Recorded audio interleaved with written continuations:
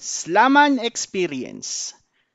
Slaman, ito yung nakikita nyo sa mga concert ng banda, kadalasan sa bandang harapan or gitna. Ito yung part sa crowd na nagkakagulo, nagbabanggaan ng katawan, nagbabaliyahan. At ito ang story ng masamang experience ko sa pag-slam. Bilang mahilig sa music, naisipan namin magkakaibigan na manood ng Battle of the Bands. Itong Battle of the Bands na ito ay nationwide at sponsored ng isang brand ng alak. Bale, maglalaban-laban ang mga bawat city at kung sinong manalo ay magiging representative ng city nila. Dahil sa college students kami that time, pare-parehas kaming mulang mga pera. So para makapunta sa event, kinakailangan kong dalawin ang inipon kong pera. Sakto lang ang pera ko that time para pamasahe, pambili ng ticket at pagkain. Dumating ang araw ng event at sa dami namin nagplano, tatlo lang kaming natuloy na pumunta. Okay lang naman dahil excited kami manood at ma-experience makinig ng banda sa ibang lugar. Nagsimula ng tugtugan and by that time, nandun lang kami sa isang sulok ng event hall. Nagsimula na rin mag-slam ang crowd, nagkakagulo na at dahil nga sa first time namin pumunta sa ganong event, nainganyo kaming makislam. Dahil sa alam namin magkakahiwa-hiwalay kami, naisipan namin magkita-kita sa isang lugar pagkatapos namin mag-slam. So pasok kami sa gitna ng mosh pit. Masaya kahit nagkakabalyahan, medyo nagkakasakitan at amoy pawis sa loob. Pero dahil nga sa first time ko, masayang masaya pa rin ako. Ito na yung problema.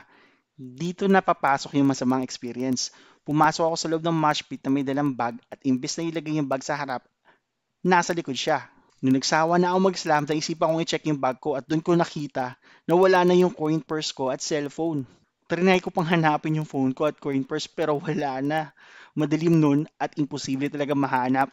Dumiretso na ako sa meetup place namin.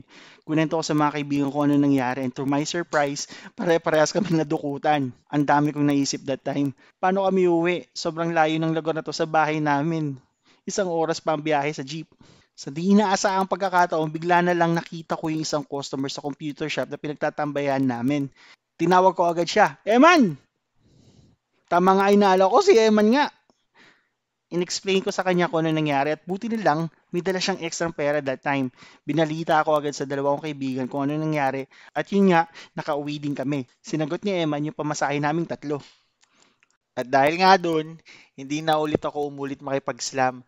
Kapag nanonood na ulit ako ng concert, nandun na lang ako sa isang tabi at ine-enjoy yung music.